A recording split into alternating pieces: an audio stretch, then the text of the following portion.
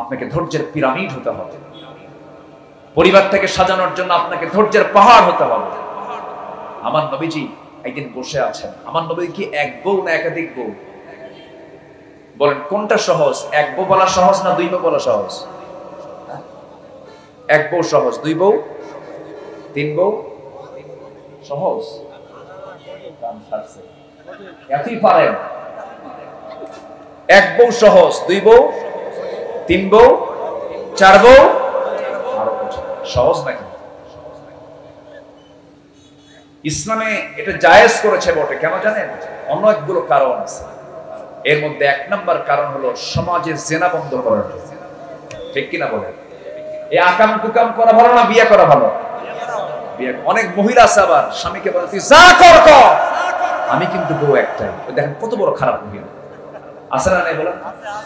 এটাও কিন্তু খারাপ।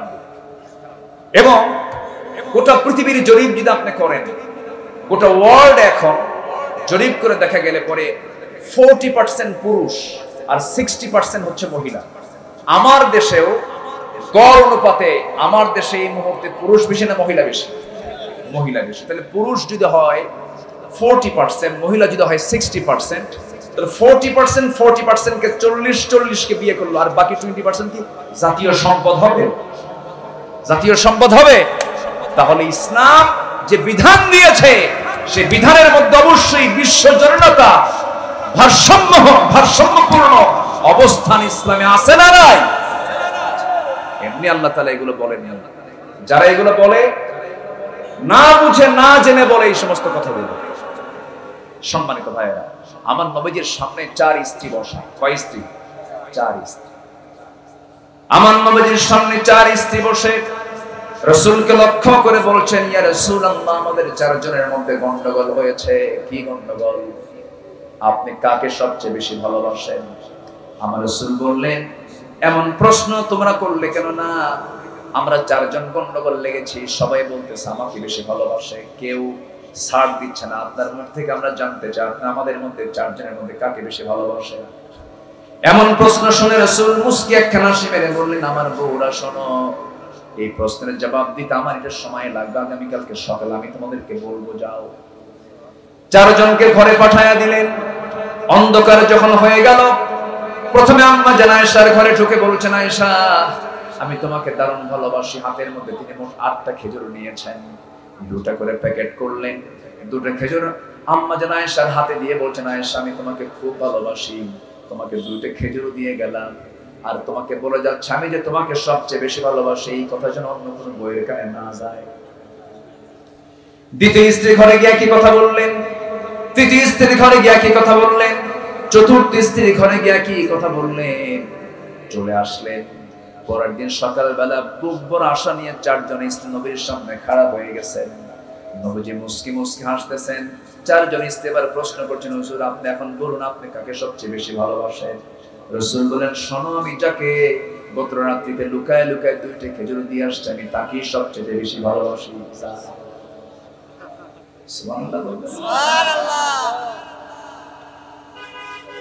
ব্যালেন্স, ধৈর্য, marriage life, manage life, management থাকতে হবে। বিয়ে আগে না ধৈর্য আগে? ব্যবসা আগে না ধৈর্য আগে? নামাজ আগে না ধৈর্য আগে? এই যে ওয়াজে বসে থাকা আগে না ধৈর্য আগে? পৃথিবীর সকল কাজে কি আগে? যার ধৈর্য নাই তার মুখ থেকে এমনি একটা কথা বের হয়ে যায়, ধৈর্য। আমরা এই কথাগুলো কি জানার দরকার আছে ভাই? জানার কি দরকার আছে? আমার বন্ধুগণ, আল্লাহ রাব্বুল আলামিন বলছেন, শোনো, তুমি যদি পাপ কাজ ছেড়ে দাও, আমি তোমাকে সুন্দর জান্নাত দিয়ে দেব। আল্লাহ রাব্বুল আলামিন আরেক জায়গায় বলছেন, ইন তাজতানিবু কাবাইরা মা তুনহাউনা আনহু নুকাফির আনকুম সাইয়্যাতিকুম ওয়া নুদখিলকুম মুদখালান কারীমা। বান্দা, তুমি যদি বড় বড় গুনাহগুলোকে ছেড়ে দাও, ছোট ছোট গুনার দিকে আমি আল্লাহ তাকাবই না। শিরকের গুনাহ করলা না, বিদআতের গুনাহ করলা না, জিনার গুনাহ করলা না, সুদের গুনাহ করলা না, ঘুষের কারবার করলা না, খুন করলা না, সন্ত্রাসী করলা না, জুলুম করলা না, অন্যায় বিচার করলা না, আলেমদের বিরুদ্ধে ফাঁসির অর্ডার দিলে না, আমি তোমাকে জান্নাত দিয়ে দেব। কিন্তু এই সমস্ত আকাম কুকাম গুলো আছে না নাই? আসতে বলবেন না, আছে না নাই? আপনি একজন নিরপরাধ মানুষের বিরুদ্ধে সাক্ষী দিলেন, আপনি 1000 বছর সেজদা দিয়ে কোনো কাম হবে না, আপনি বান্দার হক নষ্ট করেছেন। আপনি 14 বার হজ করেছেন, আপনি ইকামতে দ্বীনের বিরুদ্ধে কথা বলেন। সমাজে জেনার আইন চালু হোক, সুদের বিরুদ্ধে আইন তৈরি হোক, যাকাত ভিত্তিক অর্থনীতি চালু হোক, খুনের শাস্তি জারি হোক, কোরআনের বিধান চালু হোক, আপনি এটা চান না, আপনার কোন নামাজ কবুল হবে না। এরকম হাসি নামাজে আমার দেশে আছে না? আসতে বলবেন না, আছে না নাই? ইকামতে দ্বীনকে শুনলি ওদের গায়ে জ্বলে। ইকামতে দ্বীন শব্দটা আমার শব্দ না, কোরআনের শব্দ।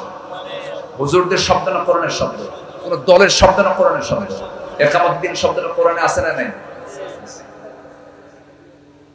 আপনি নামাজ পড়বেন, আপনি রোজা রাখবেন, আপনি হজ করবেন, আপনি দান সদকা করবেন, আপনি মসজিদ বানাবেন, আপনি মাদ্রাসা বানাবেন, আপনার দাড়ি বড়, আপনার চোখে সুরমা, আপনার মাথায় টুপি, আপনার পরনে জুব্বা, সবই ঠিক আছে, কিন্তু আপনি ইকামতে দ্বীনের বিপক্ষে কথা বলেন।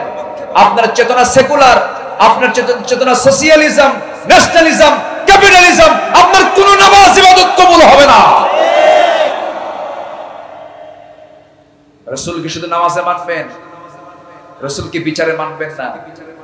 রাসূলকে শুধু নামাজের ইমাম হিসেবে মানবেন, রাষ্ট্রের ইমাম হিসেবে মানবেন না।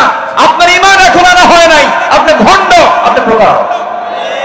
রাসূলকে মানতে হবে এক জায়গায় না সব জায়গায়? আসতে বলে রাসূলকে মানতে হবে এক জায়গায় না সব জায়গায়? কষ্ট পাচ্ছেন নাকি? কষ্ট পাচ্ছেন? সম্মানিত ভাইয়েরা, আমরা দ্বীনের ব্যাখ্যা অনেকেই বুঝি না। আচ্ছা বলেন তো, একটা প্রশ্ন করি, আমার দেশে ইসলামটা বিজয়ী? আমার দেশে ইসলামটা কি প্রতিষ্ঠিত আছে না প্রতিষ্ঠিত নাই? প্রতিষ্ঠিত আছে? প্রতিষ্ঠিত আছে।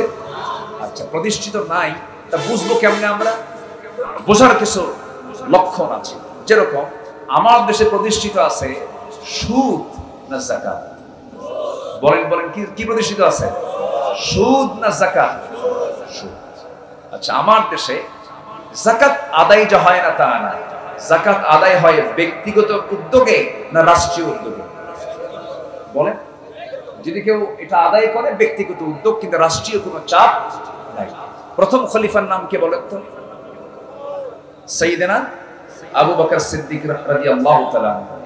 তিনি যখন ক্ষমতার মসনদে বসলেন, বসি বললেন, যাকাত কার কার আছে, রাষ্ট্র তাদের কাছ থেকে যাকাত আদায় করবে। কিছু কিছু মুসলিম বলল যে ইসলামী রাষ্ট্র আমাদের কাছ থেকে যাকাত নেবে। তারা একটু অস্বীকৃতি জানাতে লাগলো। সাইয়েদনা আবু বকর বললেন, উটের যদি লাগামেরও যাকাত হয়, আমি এটা জোর করে আদায় করব, যারা দেবে না তাদের বিরুদ্ধে আমি আবু বকরের জিহাদ ঘোষণা। আল্লাহু আকবার বলেন। তাহলে ইসলামী রাষ্ট্র কায়েম হলে তখন যারা যাকাত দেবে না তাদের বিরুদ্ধে জিহাদ করবে কে? রাষ্ট্র। জিহাদ করবে কে বলেন? রাষ্ট্র। তুই দিবি না, তোকে জাহান্নাম থেকে বাঁচানোর জন্য জোর করে তোর কাছ থেকে যাকাত নেব। তোকে জাহান্নাম থেকে বাঁচানোর জন্য জোর করে যাকাত নেব। রাষ্ট্র যাকাত আদায় করবে জোর করে। আমার দেশে যদি হিসাব করে যদি আজকে যাকাত আদায় করতো, রাষ্ট্রীয় পর্যায়ে যদি যাকাত তোলা হতো ব্যাংকিং হিসেব অনুযায়ী, তাহলে প্রত্যেকটা ইউনিয়নে বছরে 43 কোটি টাকা করে জমা হতো যাকাত। বিশাল ব্যাপার। গরিব থাকতো? গরিবই থাকতো। যাকাত কার বিধান? সুদ কার বিধান? আর সুদ কার বিধান? আজকের সমাজে যাকাত চালু না সুদ চালু? সুদ চালু। আচ্ছা, আমার দেশে বিয়ের পদ্ধতি আছে না নাই? আছে। জেনা, জেনার পদ্ধতি নাই? আজ থেকে জেনার পদ্ধতি আছে না নাই? পদ্ধতি মানে হচ্ছে লাইসেন্স, আছে কি না? কোন মহিলা যদি লাইসেন্স নিয়ে যদি এই জেনার কাজ করে, আপনি মামলা দিতে পারবেন? মামলা আপনি দিলে মামলা খাবে, উল্টা মামলা কার হবে? যে মামলা দেবে সে উল্টা মামলা খাবে। কারণ তার হাতে লাইসেন্স আছে, সে জেনা করবে, সে বলতেছে I M A sex worker, আমি একজন যৌনকর্মী, আমার এই যে লাইসেন্স। নাউজুবিল্লাহ বলে। তাহলে আমার দেশে বিয়ের লাইসেন্সও আছে, জেনার লাইসেন্সও আছে। কিন্তু ইসলাম যদি কায়েম হয়, দিন যদি কায়েম হয়, তখন জেনার কোনো লাইসেন্স থাকতে পারে না। আমার দেশে বোরকা পরা পর্দাশীলা মহিলা আছে না নাই? আছে। পর্দা ছাড়া আছে না নাই বলেন তো? আছে। ইসলাম যদি কায়েম হয়ে যায়, তখন পর্দা ছাড়া কোনো মহিলা রাস্তায় বের হলে সে নিজেও রোগী, অন্যকে কি বানাবে? অন্যকে কি বানাচ্ছে সে? বলেন, রোগী বানাচ্ছে। তাহলে এই রোগী বানানোর কোনো সুযোগ কি ইসলাম দেবে? ইসলাম দেবে না। তখন কি বলবে? তোমাদেরকে, তুমি বাইরে যদি বের হতেই হয়, তোমাকে বাধ্যতামূলক কি করতে হবে? ঢেকে বের হতে হবে। হাত পা ঢেকে বের হও, শালীনপূর্ণ পোশাক পরে বের হও। তাহলে ইসলামী রাষ্ট্রের বৈশিষ্ট্যের সাথে আমাদের সমাজের বৈশিষ্ট্যের কোনো মিল নাই। হাজার বছর ওয়াজ করে আপনি সুদ বন্ধ করতে পারবেন না, হাজার বছর ওয়াজ করে আপনি জেনা বন্ধ করতে পারবেন না, হাজার বছর ওয়াজ করে আজকে আপনি জেনার কারবার বন্ধ করতে পারবেন না। আপনি এগুলোকে বন্ধ করার জন্য প্রয়োজন হলো আল্লাহর দ্বীনকে কায়েম করা। আল্লাহ রাব্বুল আলামিন আমার রাসূলকে কেন পাঠিয়েছেন, কি জন্য পাঠিয়েছেন? মহান রাব্বুল আলামিন সুন্দর করে বলছেন, হুয়াল্লাযী আরসালা রাসূলাহু বিল হুদা ওয়া দীনিল হাক্কি লিইয়ুযহিরাহু আলাদ দীনি কুল্লিহি ওয়া কাফা বিল্লাহি শাহীদা। আল্লাহ রাব্বুল আলামিন তিনি তার রাসূলকে সত্য দিন দিয়ে পাঠিয়েছেন, যেন তিনি এই দিনটাকে, এই ধর্মটাকে, ইসলামটাকে যেন সকল দিনের উপরে বিজয়ী করতে পারেন। আল্লাহর কাছে একমাত্র দিনের নাম কি বলেন? জোরে বলেন। আল্লাহর কাছে এক নম্বর দিনের নাম কি বলেন? একমাত্র দিনের নাম কি? আল্লাহর কাছে দুই দিন না একদিন? বলেন বলেন বলেন বলেন। আজকে দুনিয়াতে একদিন না হাজার দিন আছে? বলেন বলেন। একদিন না হাজার দিন? হাজারো দিন, কুল্লি, অনেক দিন আছে। হয়তো বলবেন দিনটা কি? দিনের ব্যাখ্যা দিতে গেলে একটু লম্বা সময় লাগবে, একটু মনোযোগ দিয়ে কান খাড়া করে কথাটা শুনতে হবে, একটু সময় আপেক্ষিক, একটু সময় লেগে যাবে, একটু মনোযোগ দিয়ে শোনেন।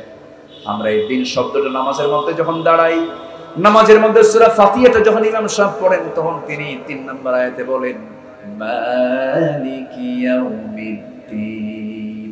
কিন্তু ওই দিন, কিন্তু এই দিন এটা নয়।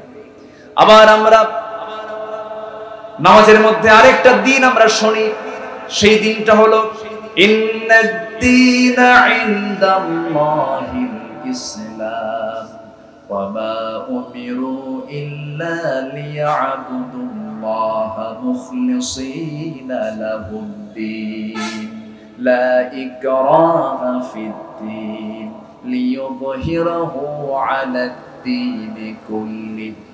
সবটা একটা দিন শব্দ আছে না নাই? কিন্তু এই যে এতগুলো আয়াত বললাম, একটার সাথে আরেকটার কোনো অর্থের মিল নাই।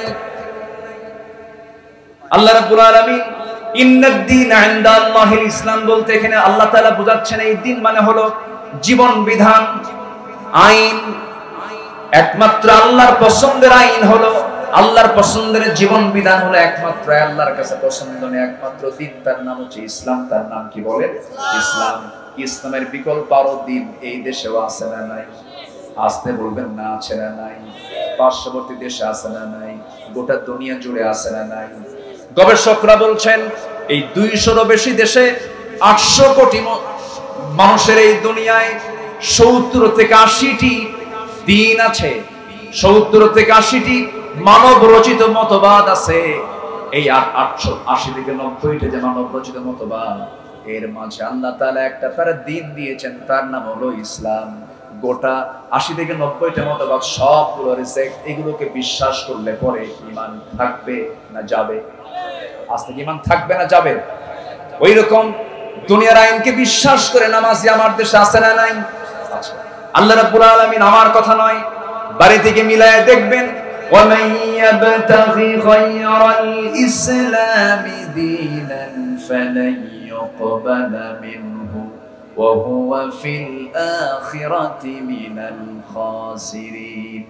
আল্লাহ বলছেন যারা বেহায়ার মতো আল্লাহর দিনকে ছেড়ে দিয়া মানুষের তৈরি করা বিধান, সুদের বিধান, পুঁজিবাদ, ন্যাশনালিজম, ক্যাপিটালিজম, সেকুলারিজম, সোশিয়ালিজম, এই সমস্ত মানুষের তৈরি করা মতবাদকে যারা গ্রহণ করবে, আমি তার কোনো কিছুকে গ্রহণ করব না, সে ক্ষতিগ্রস্ত হয়ে যাবে। এটা কি মোল্লার কথা না আল্লাহর কথা? কার কথা? আল্লাহর কথা।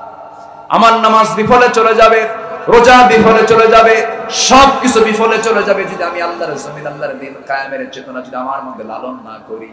আমার বন্ধুগণ, খাদিজা যখন দুনিয়া থেকে বিদায় নেন তখন কিন্তু দিন কায়েম হয় নাই, কিন্তু দিন কায়েমের চেতনা তার মধ্যে লালন ছিল। সুমাইয়া শাহাদাত বরণ করেছেন, বুকের মধ্যে বর্ষা ঢুকে সুমাইয়াকে শহীদ করে দেওয়া হয়েছে। সেই সময় কিন্তু দিন কায়েম হয় নাই, কিন্তু দিন কায়েমের পক্ষে তিনি ছিলেন। ইউকতাল আও ইয়াগলিব ফাসাউফা নুতিহি আজরান আযীমা। আমার বন্ধুগণ, এই জন্য আল্লাহর জমিনে দিন কায়েমের জন্য আমাদের কাজ করার দরকার আছে না নাই? আসতে বলবেন না, আছে না নাই? এই কাজটাই হলো মূল কাজ, এই কাজটাই হলো মূল কাজ। যদি মাথা যদি ঠিক থেকে যায়, গোটা বডি ঠিক থেকে যাবে। মাথা যদি পৌঁছে যায়, এই বডির কোনো দাম আছে নাকি? এই মাথা থেকে পা পর্যন্ত আমার পা চলে গেছে আমি বাঁচবো, আমার হাত চলে গেছে আমি বাঁচবো, কিন্তু মাথা নাই, আমি কি বাঁচবো নাকি? এই জন্য দিনকে পরিপূর্ণরূপে মানতে গেলে মাথাটা ইসলাম পৌঁছা দিতে হবে, মূলে ইসলাম পৌঁছা দিতে হবে। কোরআনটা শুধু তেলাওয়াতের মধ্যে মানলেই চলবে না, কোরআন শুধু ঝাড়ফুঁক দিলেই হবে না। অসুখ হয়েছে, ডাক্তারের কাছে গেলাম, ডাক্তার আমাকে প্রেসক্রিপশন দিয়ে দিলেন, জ্বর হয়েছে প্যারাসিটামল খান, ব্যথার ওষুধ দিয়ে দিলেন। আপনার সমস্ত ওষুধগুলো ডাক্তারের কাছ থেকে নিয়ে এসে বাড়িতে এসে করলেন কি? ফার্মেসি থেকে ওষুধ না নিয়া বাম গেছিল হজে, জমজম কুবের পানি এক গ্লাস ভরায় নিয়ে গ্লাসের মধ্যে আপনি প্রেসক্রিপশন চুবালেন আর পানি পান করলেন। অসুখ ভালো হবে নাকি? অসুখ তো ভালো হবে না। আপনার অসুখ ভালো করার জন্য ডাক্তার চেক আপ করে আপনাকে যে ওষুধটা দিয়েছেন, ফার্মেসিতে গিয়ে সে ওষুধটা মেয়াদ ছাড়া নিতে হবে না, মেয়াদওয়ালা নিতে হবে।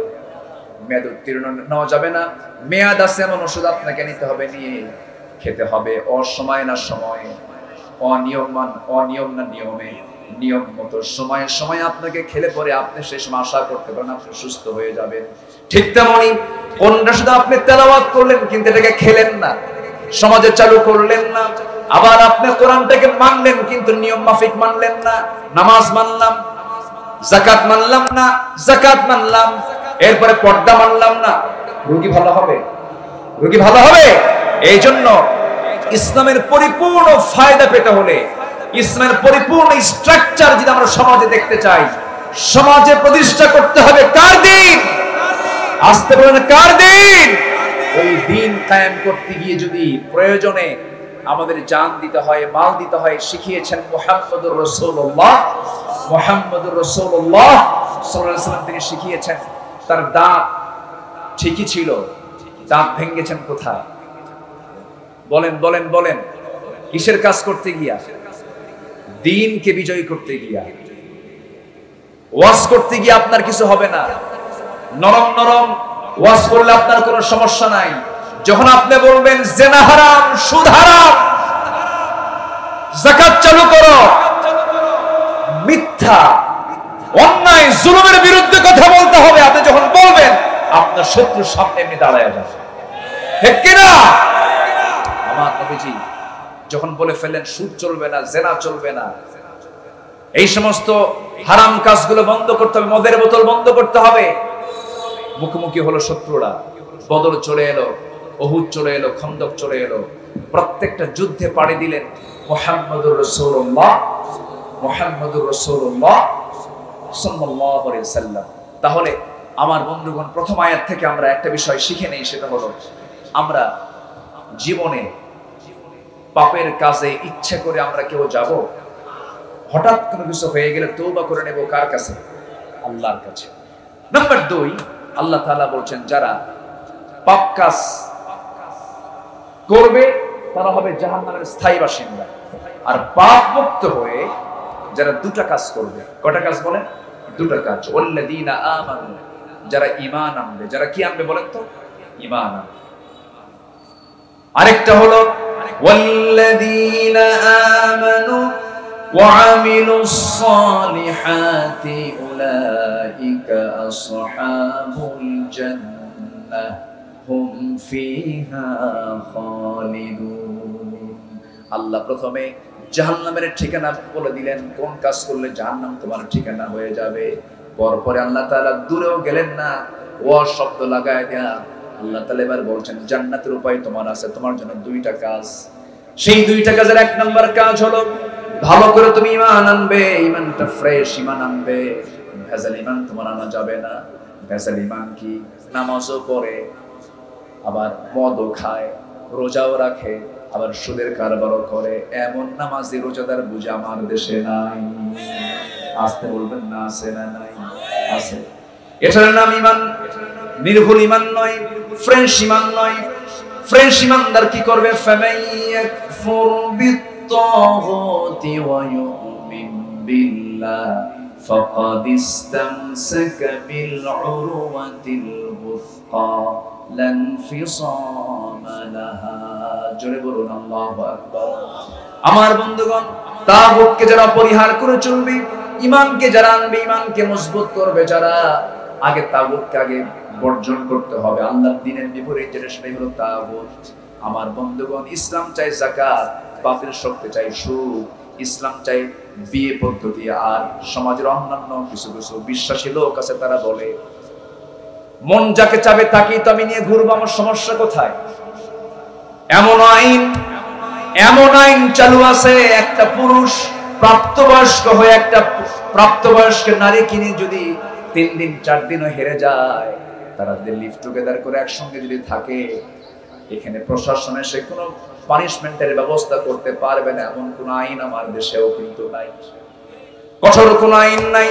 অথচ আল্লাহ বলছেন মিয়াতা জালদা, এমন অপরাধ যদি কেউ করে, এমন অপরাধ যদি কেউ করে ফেলে, তাকে ধরে আনো, প্রকাশ্যে দিবালোকে সবার চোখের সামনে মিয়াতা জিলদা 100 দৌড়া মেরে দাও। আর যদি কোনো বিবাহিত যুবক, বিবাহিত কোনো যুবতী যদি জিনার কাছে লিপ্ত হয়ে যায়, এটা যদি প্রমাণ যদি হয়ে যায়, ইসলাম 3টা অপরাধের শাস্তি, দুনিয়াতে তার থাকারই কোনো অধিকার নাই, আল্লাহ তাআলা তা জানিয়ে দিয়েছেন। এর মধ্যে একটা হলো বিবাহিত বুড়া জিনাকার, যারা বিয়ে করার পরও জিনা করে। নাম্বার 2 হলো খুন করলে পরে তার বদলা হচ্ছে তাকে দুনিয়া থেকে বিদায় করে দেওয়া। আর একটা হচ্ছে আল্লাহর দ্বীন থেকে বিরোধী বের হয়ে যাওয়া, আল্লাহর দ্বীনের বিরুদ্ধে যারা কথা বলবে, মুরতাদ যারা হয়ে যাবে, তাদেরকে দুনিয়া থেকে বিদায় করে দেওয়া। এই 3টা শাস্তি কে দিয়েছেন বলেন? আল্লাহ দিয়েছেন। আমার বন্ধুগণ, ঈমানদার কখনো হারাম কাজে যাবে না, ঈমানদার হারাম থেকে দূরে থাকবে, ঈমানদার কখনো বদ কাজের দিকে যাবে না। ঈমান তেমন একটা জিনিসের নাম, ঈমানদার রাস্তায় যখন চলতে যাবে, সবার আগে দেখবে আমার আল্লাহ তাআলার বিধান এই জায়গায় কি আছে, এই চিন্তা লালন করে তারা চলবে। আখিরাতের ভয় তাদের মধ্যে জাগ্রত হয়ে যাবে। 4 জন খলিফার একটা একটা করে জীবন থেকে একটু কথা বলবো, মূল আলোচনার শেষের দিকে আমি আস্তে আস্তে চলে যাব। 1 নম্বর খলিফার নাম কি বলেন? আবু বকর সিদ্দিক রাদিয়াল্লাহু আনহু। কি ঈমান তাদের মধ্যে ছিল! এই সাহাবী 4 জনই জান্নাতের সংবাদ দুনিয়াতে পেয়েছেন, কিন্তু তাদের চোখে পানি সবসময় থাকতো আল্লাহর ভয়ে। সাইয়েদনা আবু বকর সিদ্দিক রাদিয়াল্লাহু তাআলা আনহু একদিন, তিনি ছিলেন কাপড়ের দোকানদার, বসে বসে তিনি কাপড় বিক্রি করছিলেন। রাষ্ট্রপ্রধান ছিলেন, আবার ওইদিকে কাপড়ের বিক্রেতাও ছিলেন। তিনি বসে বসে কাপড় বিক্রি করছিলেন। এমন সময় একজন কাস্টমার এসে বলতেছে, 6 মাস আগে তোমার কাছ থেকে আমি কাপড় নিয়ে গিয়েছিলাম, এই কাপড়টা আমার পছন্দ হয় না, কাপড়টা তুমি আমার থেকে ফেরত নিয়ে নাও। সাইয়েদনা আবু বকর করলেন কি, কোনো কথা না বলে কাপড়টা ফেরত নিলেন, টাকা তাকে দিয়ে দিলেন। এরপরে তিনি হাউমাউ করে কাঁদতেছেন। সবাই বলে ফেলল, আবু বকর, সামান্য কাপড়ের জন্য তোমার চোখে পানি কেন, কি হয়েছে? তিনি বলছেন, আল্লাহর কসম করে বলি, আমাকে কাপড় ফেরত দিয়ে গেছে, এই জন্য আমি কাঁদি না, আমি কাঁদতেছি এই জন্য এই বেচারির কাপড়টা পছন্দ হয় নাই। 6 মাস পরে আমার কাছে কাপড়টা ফেরত দিল, টাকাটা দিয়ে দিলাম, সমাধান হয়ে গেছে। কিন্তু আমি যখন মরে যাব, আমি আবু বকর, আমি ঈমান এনেছি, নামাজ পড়েছি, জিহাদ করেছি, দান সদকা করেছি, সব কিছু আমলগুলো করে গেলাম, কিন্তু আদালতে আখিরাতে আমার আল্লাহর সামনে গিয়ে যখন আমি দাঁড়াবো, আমার আল্লাহ যদি আমাকে ডাক দেন, আবু বকর, তোর নামাজ, তোর জিহাদ, তোর যাকাত, তোর দান সদকা একটাও কবুল হয় নাই, তোর আমল তোর হাতে তুই নিয়ে যা, আমি তোকে দিয়ে দিলাম, আমি সেই দিন কোথায় যাব? এই জন্য আমি হাউমাউ করে কাঁদি। এটাই হলো ঈমানের চেতনা, এটাই হলো ঈমানের ফিলিংস, এটাই হলো ঈমানের উপলব্ধি। নিজেকে চেনার চেষ্টা করতে হবে, নিজেকে জবাবদিহিতার কাঠগড়ায় দাঁড় করতে হবে। রাত্রিবেলা যখন শুয়ে পড়বো সারাদিন চিন্তা করব আমি ঘুম থেকে ওঠার পরে আমি কার সঙ্গে কড়া শব্দ করে কথা বলেছি, ঘুম থেকে ওঠার পরে আমি কয়টা মিথ্যা কথা বলেছি, আজকে সারাদিন ব্যবসা করতে নিয়ে কত বাজে কথা বলেছি, আজকে সারাদিন চলতে নিয়ে আমি কোন কোন হারাম খাদ্যটা পেটের মধ্যে তুলেছি, সারাদিন চলতে নিয়ে আমি কয়েকজনকে ফাঁকি দিয়েছি, সারাদিন চলতে নিয়ে সমস্ত কিছুর চিন্তা যখন ঘুমানোর আগে একটু চিন্তা করে করে যখন চোখের পানি ফেলে ফেলে বলবো আল্লাহ আজকে যা ভুল হয়েছে আজকের দিনের চেয়ে আগামীকালের দিনটা আমার উন্নত হয়ে যাবে, আল্লাহ এই হারাম কাজের দিকে আমি যাব না, এই অপকর্ম আমি আর কোনোদিন করব না। আল্লাহর কসম করে বলে যাচ্ছে আমার ভাইয়েরা, আল্লাহর আয়াত সাক্ষী, যে বান্দা এমন করে তওবা করবে আল্লাহ তাআলা সেই সময় বান্দার প্রতি বেশি খুশি হয়ে আগের সমস্ত গুনাহগুলোকে maaf করে দেন। রাতের বেলা ঘুমানোর আগে আমরা আগে জবাব দেব কার কাছে? আসতে বলবেন না, কার কাছে? এটাই হলো মুনাজারা, মুহাসাবা, নিজের চিন্তা নিজে করা, নিজের পরেশানি নিজে হয়ে যাওয়া। ঘুমানোর আগে চিন্তাগুলো আমরা করব এবং শেষ রাতে আমরা ওঠার চেষ্টা করব। ইমানদাররা এই সমস্ত চিন্তাগুলো সর্বক্ষণ করে। ইমানদারের জিহ্বা থাকবে দুনিয়ার কথা দিয়ে ভেজানো না, আল্লাহর কথা, আল্লাহর নাম দিয়ে ভেজানো, আল্লাহর নাম দিয়ে ভেজানো। ইমানদার যখন ফজরের সময় যখন হয়ে যাবে, ইমানদারের পিঠ চুলকাতে থাকবে, ইমানদার অস্থির হয়ে যাবে, আমি কখন বিছানা থেকে উঠবো। ইমানদারের যখন শেষ রাত্রির দিকে যখন ঘুম থেকে উঠতে দেয়, ওই সময় শয়তানও ফাঁক পাতে, শয়তান তখন 3টা গিট মেরে দেয় ওই ইমানদার বান্দার মধ্যে, এসে কাছাকাছি এসে ওয়াজ শুরু করে দেয়, আলাইকা লাইলুন তাফিল, আলাইকা লাইলুন তাফিল, তোমার রাতটা আজকে অনেক লম্বা, ঘুমিয়ে থাকো, ঘুমিয়ে থাকো। ওই সময় 3টা গিট মেরে দেয়। আমার রাসূল বলতেছেন ও সাহাবীরা সময় 3টা গিট ছুটানোর জন্য 3টা আমল তোমরা করবে। নাম্বার 1, যখন ওই সময় বান্দা গা ছেড়ে দিয়ে আল্লাহর নাম নিয়ে দোয়াটা পড়ে যখন সে বিছানা থেকে নিজের পিঠটা সরায়া বসে পড়বে, সঙ্গে সঙ্গে শয়তানের একটা গিট ছুটে যায়। ওযু যখন বানায় নেয় 2টা গিট ছুটে যায়। বান্দা যখন পায়ে হেঁটে হেঁটে যখন মসজিদের দিকে রওনা দিয়ে দেয়, নামাজে যখন দাঁড়ায় সঙ্গে সঙ্গে 3টা গিট ছুটে গেল। সারাটা দিন শয়তান তার কাছে আসার সাহস পায় না। সবাইকে আজকে থেকে ফজর পড়বো তো ইনশাআল্লাহ। ফজর পড়বেন কারা কারা? হাত তুলে দেখান দেখি। আসল মুসল্লি, কারণ ফজর নামাজ অন্তত মুনাফিকরা যোহর আসর মাগরিব পড়তে পারলো, ফজর পড়তে পারে না। অতএব মুনাফিক যদি না হতে চাই ফজর নামাজ আমরা কেউ ছাড়বো না। জোরে বলি ইয়া আল্লাহ, আরো জোরে ইয়া আল্লাহ। আমাদেরকে ফজর, যোহর, আসর, মাগরিব, ইশা 5 ওয়াক্ত সালাত আদায় করার তৌফিক তুমি আল্লাহ দিয়ে দাও। জোরে বলি আমিন, আরো জোরে আমিন। আমিন। কষ্ট দিলাম মনে হয় আপনাদের। আমার বন্ধুগণ, ঈমান কাকে বলে? ঈমানের বাস্তব প্র্যাকটিক্যাল ছিলেন সাহাবায়ে কেরাম। ওমর ফারুকের জীবন থেকে হালকা একটু কথা বলে দেই, এরপরে যখন বলেছে 4টা খলিফার জীবন থেকে একটা একটা করে কথা বলি, তাদের ঈমানটা কেমন ছিল আমাদের তাদেরকে মনে করা উচিত। তারা হচ্ছেন আকাশের চাঁদের মতো। আসহাবুতু কান্নুজুম, তাদেরকে ফলো করবে। একটা সাহাবীকে ফলো করলে এই বান্দা জান্নাতি। আল্লাহু আকবার বলে। এক একটা সাহাবী এক একটা ইউনিভার্সিটি। আল্লাহু আকবার। সাইয়েদনা ওমর, কি ঈমান ছিল তাদের, কি মজবুত ঈমান ছিল তাদের। আল্লাহু আকবার। কলসি নিয়ে, কলসি পানি, কলসি কূপ থেকে তুলে পানি, মানে বাড়ির পরিবারের পানি পান করার জন্য তিনি চলে গেছেন কূপের কাছে। কলসি ভরে পানি তুলে মাথায় করে নিয়ে আসতেছেন। অর্ধ দুনিয়ার শাসন করতে ওমর ফারুক রাদিয়াল্লাহু তাআলা আসতেছেন। আসতে নিয়ে হঠাৎ করে এক প্রশ্ন করে এসে বলছে, ওমর একটা প্রশ্ন ছিল, বলো। মাথায় কলসি, আমি কেমনে করে আপনার সঙ্গে কথা বলবো? আপনি নিচে রাখেন। নিচে না রেখে করলেন কি, কলসিটা তিনি হাঁটুতে রাখলেন।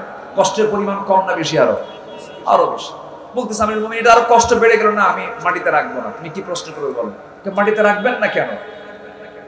মাটিতে রাখেন কেন? মাটিতে রাখা যাবে না। কেন রাখা যাবে না? সাইয়েদনা ওমর ফারুক বলেন এই জন্য রাখা যাবে না, কারণ যে জমিনে দাঁড়িয়ে কথা বলছে এই জমিনটা আমার না, এবং কলসির তলাটা হলো ভিজা। এই ভিজা কলসির তলা যখন জমিনে রেখে দেব, কিছু মাটি কলসির সাথে তলার সাথে উঠে আসবে। ওই মাটি যদি আমি এই জমিন থেকে নিয়ে চলে যাই, আমি এই জমিন থেকে যদি বের হয়ে চলে যাই মাটি নিয়ে, কিয়ামতের দিন এই জমিওয়ালা আমার বিরুদ্ধে মামলা দিলে আমি নাজাত পাবো না। এটার নাম ঈমান। এটার নাম কি বলেন? সাইয়েদনা ওমর ফারুক রাদিয়াল্লাহু তাআলা আনহু অর্ধ দুনিয়ার শাসনকর্তা, বিশাল বড় দাপট তার ছিল। এই রোম, ইতালির রোম, ওই পারস্য সহ 40টা রাষ্ট্রের তিনি পরিচালক ছিলেন, রাষ্ট্রপ্রধান তিনি ছিলেন, বিশাল অর্ধ দুনিয়া তিনি শাসন করেছেন, কি সিম্পল লাইফ ক্রিয়েট করেছেন। আমার বন্ধুগণ, ওমর ফারুক রাদিয়াল্লাহু তাআলা আনহু একদিন রাষ্ট্র থেকে তিনি এক বোতল মধু পেয়েছেন, এক বোতল মধু পেয়েছেন। মধুর বোতল হাতে করে নিয়ে এই বোতলের মধ্যে 5টা পরিবারের মধু আছে, তার মধ্যে তার পরিবার একটা, প্রতিবেশী সহ 4 জন 5 জন, এই 5টা ভাগ করতে হবে। বউয়ের কাছে এসে বলছেন, বউ আমার শোনো, এই যে বোতল দিলাম, বোতলটা 5 ভাগে ভাগ করো, বা মধুটা 5 ভাগে ভাগ করে 1 ভাগ আমাদের জন্য রেখে বাকি 4 জনকে প্রতিবেশীর ঘরে ঘরে দিয়ে আসবা। আচ্ছা ঠিক আছে। বোতল বউয়ের হাতে হস্তান্তর করেছেন। মিনিট পার হয় নাই, সঙ্গে সঙ্গে বউটাকে লক্ষ্য করে বলছেন, বউ আমার মন খারাপ করো না, মধুর বোতল তুমি আমার হাতে ফেরত দিয়ে দাও, আমি তোমাকে ভাগ করতে দেব না। বলেন তো এই আচরণটা বউয়ের সঙ্গে কোনো স্বামী করলে পরে বিপদ না নিরাপদ? বিপদ কিনা বলেন? সন্দেহ সৃষ্টি হয়ে যাবে। কিন্তু ওমর ফারুক তাই করলেন। বউয়ের কাছ থেকে মধুর বোতলটা নিয়ে নিলেন, নিজে না মেপে বউকে দিয়ে না মাপায় না ভাগ করে এক প্রতিবেশীর সামনে গিয়ে বলছেন, প্রতিবেশী এইদিকে আসো, এই যেখানে মধু আছে 5টা ভাগ করবা, নিজে নিবা, আমার ঘরে একটা অংশ দিয়ে আসবা, সবার সমান সমান করে মধুটা ভাগ করে দিবা। প্রতিবেশীর হাতে দিয়ে আসলেন। ওনার অংশটা যখন প্রতিবেশী তার হাতে দিয়ে গেছে, সেই বোতলটা নিয়ে, তার অংশের বোতলটা নিয়ে বউয়ের সামনে গিয়ে মুস্কি একখান হাসি মেরে বলছে, বউ আমার, আমি তোমাকে খুব ভালোবাসি, আমি তোমাকে লাইক করি, আল্লাহর কসম করে বলে আমি তোমাকে সন্দেহ করি নাই, আমি তোমাকে দারুণ মহব্বত করি, পছন্দ করি, তুমি আমার সন্তানদের মা, আমি চালাই রাষ্ট্র, তুমি আমার পরিবার চালাও, তোমার দামও কম না, তুমি যদি আমার পরিবার না চালাতে আমি রাষ্ট্র চালাতে পারতাম না, আমি তোমাকে ট্রাস্ট করেছি, কিন্তু তোমার হাত থেকে যে মধুর বোতলটা নিয়ে নিলাম, অন্য কাউকে দায়িত্ব দিলাম, এর কারণ হলো এই মধুর বোতলে যে মধুটা আমরা পান করি, এটা হচ্ছে তরল জিনিস, লিকুইড জিনিস। এই মধু যখন ভাগ করতে যাবে আমার স্ত্রী, তুমি অনিয়ম করবে না, কম বেশি করবে না, এটা আমি জানি, কিন্তু মধু তরল জিনিস, ভাগ করতে নিয়ে দেখা যাবে তোমার হাতে কিছু মধু লেগে যাবে, এই যে 1 ফোঁটা 2 ফোঁটা মধু তোমার হাতে লেগে যাবে, এই লেগে থাকে হাতে, সেই মধু তো সমান ভাগে ভাগ করতে পারবে না। এতরকম মধু আমাদের ভাগে বেশি আসুক এটা চাই নাই মনে করে মধু ভাগের দায়িত্ব আমরা না নিয়ে আমাদের প্রতিবেশীকে দিয়েছি। এটার নাম ঈমান, এটার নাম কি বলে? ঈমান। সাইয়েদনা আলী রাদিয়াল্লাহু তাআলা আনহু, প্রচন্ড শীতকাল, আরবের ভিতরে, গোটা আরবে বছরে 1 থেকে 1.5 মাস 2 মাস পর্যন্ত প্রচন্ড হাড় কাঁপানো শীত থাকে। এমন শীতের সময় আসলো, রাষ্ট্রের বহু কম্বল স্তূপ হয়ে আছে, হাজার হাজার কম্বল। সাইয়েদনা আলী পোশাকের অভাবে থরথর করে কাঁপতেছেন, কিন্তু পাশে হাজার হাজার থাকা কম্বল তিনি একটা গায়ে দিতে পারতেন, গায়ে দিচ্ছেন না। প্রশ্ন করা হলো, আলী, এতগুলো কম্বল থাকতে রাষ্ট্রের প্রধান মানুষ থরথর করে ঠান্ডায় কাঁপে, একটা কম্বল তো গায়ে দিলেও পারেন, আপনার ভাগে তো একটা কম্বল পাবেনও বটে। সাইয়েদনা আলী বলছেন, শোনো, আমি যে একটা কম্বল গায়ে দেব, সেই কম্বল যে আমি ওই কম্বলই ভাগে পাবো তার গ্যারান্টি কি? এই জন্য আমি ভাগের আগে কোনো কম্বল আমি আমার গায়ে দেব না। এটার নাম ঈমান। এটার নাম কি? ঈমান। হযরত ওমর ফারুক রাদিয়াল্লাহু আনহু বসে আছেন, ছোট্ট বাচ্চা, 7 থেকে 8 বছর তার বয়স, আসছে বাবার কাছে, সামনে অনেকগুলো খেজুর পড়ে আছে, কার্টুনের ভিতরে আপেল পড়ে আছে, সে আপেলগুলো থেকে, খেজুরগুলো থেকে ছোট্ট বাচ্চা একটা খেজুর হাতের মধ্যে নিয়ে মুখের মধ্যে তুলে নিয়েছে। সাইয়েদনা ওমর ফারুক করলেন কি, জোর করে সন্তানকে হাতের মধ্যে নিয়ে মুখের মধ্যে নখ ঢুকায় দিয়া খেজুরটা টান মেরে ধরলেন, টান মেরে সেই খেজুর রাখার জায়গায় ধুয়ে দিলেন, আর বলেন, যা মায়ের কোলে চলে যা। মার কাছে গিয়ে সন্তান কান্দের বলে, আব্বা আমার সঙ্গে এমন আচরণ করছে, আমার মুখ থেকে খেজুর বের করে নিয়েছে। যখন ভিতরে চলে গেছেন, বউ রাগ করে বলে, আমিরুল মুমিনিন, সন্তান তো আমার ছোট, রাষ্ট্রের খেজুর ঠিক আছে, আমরা তো কিছু খেজুর আমাদের ভাগে পাবো, আপনি কেমন করে ছোট্ট বাচ্চার মুখ থেকে খেজুরটা টান মেরে বের করলেন, আপনার কি কষ্ট হলো না? সাইয়েদনা ওমর ফারুক বলেন, শোনো আমার স্ত্রী, এর চাইতে বেশি কষ্ট হলো জাহান্নামের কষ্ট। এই যে খেজুর, এটা জনগণের আমানত, এই যে খেজুর, এখান থেকে একটা খেজুর আমার সন্তান মুখের মধ্যে নিয়েছে, আমরা যে খেজুরের অংশটুকু পাবে, আমাদের অংশ যে খেজুরটুকু আসবে, তার মধ্যে যে এই খেজুরটা আমি পাবো তার গ্যারান্টি কি? আমি তো গ্যারান্টি দিতে পারবো না। এই জন্য ভাগের আগে কোনো একটা হক রাষ্ট্রের নষ্ট হোক, এটা আমি চাই না। জোরে করুন সুবহানাল্লাহ। ওমরের ছেলে ঘোড়া কিনেছেন। কি কিনেছেন? ঘোড়া কিনেছেন। সেই ঘোড়া বাজার থেকে কিনে আনছে, মোটা তাজা করে বিক্রি করবেন, সন্তান মোটা তাজা করবেন, ঘাস খাওয়াচ্ছেন, কিন্তু ঘাসটা হলো রাষ্ট্রের জায়গার ঘাস। রাষ্ট্রপতির এরিয়াটা বড় হয়, পিছন দিকে বিশাল ঘাসের জায়গা আছে, সেই ঘাসগুলো খাওয়াচ্ছেন তার সন্তান। ঘাস ঘোড়া হলো ওমর ফারুকের সন্তানের, ঘোড়া হলো তার সন্তানের, আর ঘাস হলো রাষ্ট্রের। ঘাস খাচ্ছে রাষ্ট্রের, ঘোড়া হলো সন্তানের। উনি শুধু দেখতেছেন আমার সন্তান কি করে।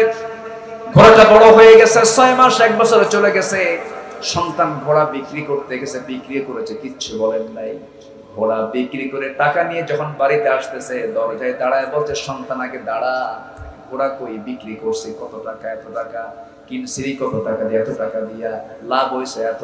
এই লাভের টাকা তোর না, তোর বাপেরও না, এই টাকা হলো রাষ্ট্রের, কারণ ঘাস যে রাষ্ট্রের। সুবহানাল্লাহ বলবেন না? এটার নাম, এটার নাম কি? কার ভয়? আসতে পারেন, কার ভয়? আল্লাহর ভয়। আমার বন্ধুগণ, কি শাসক তারা ছিলেন দেখেন, তারাও বিচারের মুখোমুখি হয়েছেন। শাসকের সামনে মুখ উঁচু করে কথা বলেন নাই। বিচার স্বাধীন হবে, আইন বিচার স্বাধীনভাবে বিচার করবে। ওমর ফারুক এটা নিশ্চিত করেছেন। দেখেন, তিনি ঘোড়া কিনতে গেছেন, নিজে ঘোড়া কিনতে যায় ঘোড়াওয়ালাকে বলেন, এটার দাম কত, এত টাকা দাম, এই যে টাকা নাও, ঘোড়াটা আমাকে দাও। ঘোড়া নিলেন, লেনদেন হয়ে গেল, কেনা বেচা শেষ। এবার বলছেন, তোমার ঘোড়া সুস্থ আছে নাকি? ঘোড়া সুস্থ। সুস্থ ঘোড়া কিনলেন, ঘোড়ার পিঠে চড়ে তিনি বাড়িতে আসবেন। কিছু দূরে যেতে না যেতে ঘোড়ার 4টা পাও কেজো হয়ে গেছে। এসে বলছেন, ঘোড়াওয়ালা আমাকে ঠকাইছো, ঘোড়া তো অসুস্থ, 4 পাও কেজো হয়ে গেছে, এই ঘোড়া আমি নেব না। ঘোড়াওয়ালা বলছে, আল্লাহর কসম করে বলি, আমি সুস্থ ঘোড়া আপনাকে দিয়েছি, আপনার কাছে অসুস্থ হয়ে গেছে।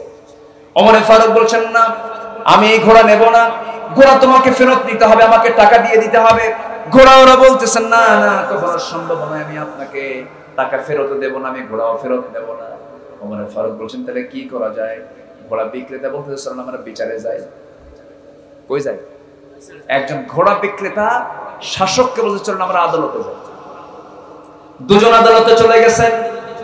একজন সামান্য ঘোড়া বিক্রেতা, আর একজন হচ্ছে ওই দেশের রাষ্ট্রপ্রধান। আদালতে যাওয়া মাত্রই যখন আদালতের সামনে গিয়ে দাঁড়িয়েছেন, এজলাসে যিনি বিচারপতি বসে আছেন, ওমর ফারুককে দেখা মাত্রই তিনি দাঁড়ায় গিয়ে সালাম বিনিময় করে বলছেন, আমিরুল মুমিনিন, আপনি এই জায়গায় কেন? আপনি কেন আদালতে এসেছেন? কি হয়েছে বলুন। ওমর ফারুক বলছেন, ও বিচারপতি, তুমি আমার দিকে তাকায় তাকায় বিচার করবা না, অপরাধ কি হয়েছে তার দিকে তাকায় তাকায় বিচার করো। আমি ওমর এখানে বিচার প্রার্থী হয়ে এসেছি, ওমরের বিচার করবা না, তুমি একজন আসামির বিচার করবে। আল্লাহু আকবার বলে ইনস্ট্রাকশন দিয়ে দিলেন। এবার কথাবার্তা শুরু হলো।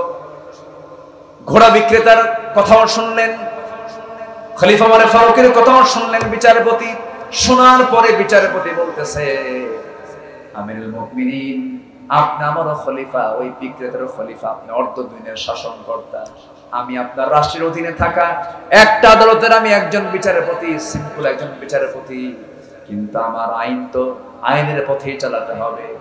আপনি যে বিচার নিয়ে আদালতে হাজির হয়েছেন, ওই যে ঘোড়াওয়ালা আদালতে বিচার নিয়ে হাজির হয়েছে, বিচার প্রার্থী হয়ে হাজির হয়েছে, আজকের রায়টা আপনার পক্ষে যাবে না, সম্পূর্ণ রায় ওই ঘোড়ার পক্ষে যাবে। কেমন করে যাবে একটু বুঝাও দেখি।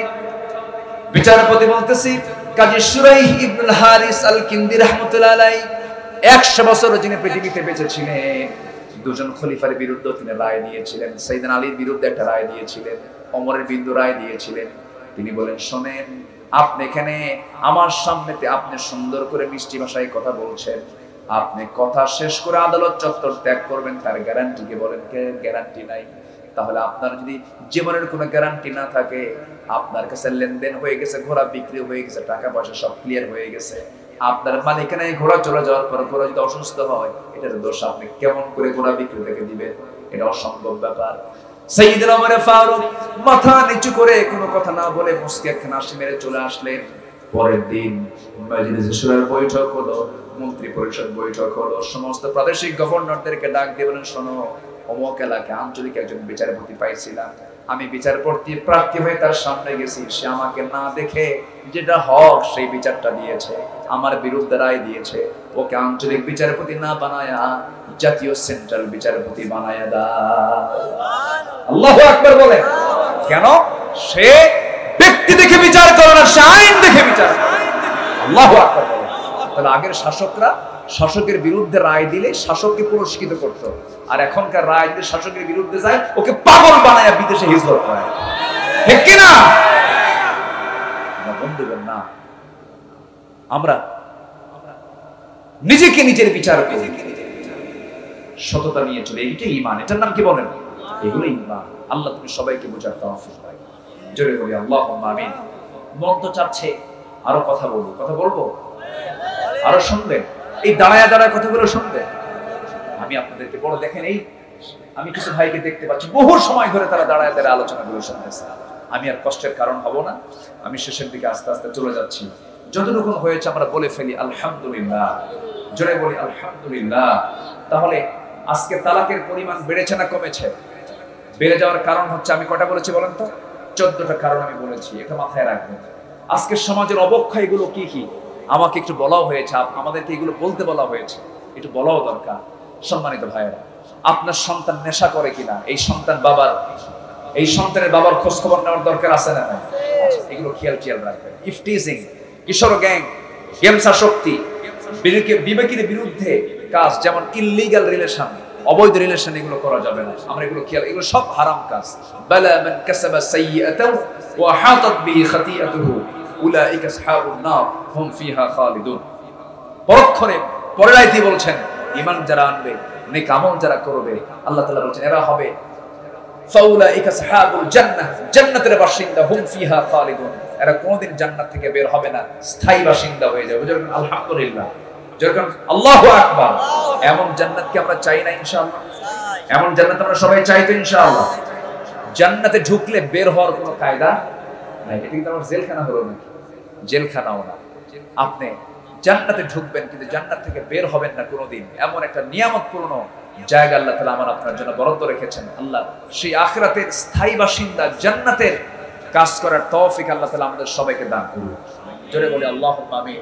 এই আশাবাদ কামনা করে যতটুকু হয়েছে আমরা আমলের নিয়তে শুনলাম, আল্লাহ তাআলা বাকি জীবনে এগুলো আমল করার তৌফিক সবাইকে দান করুন।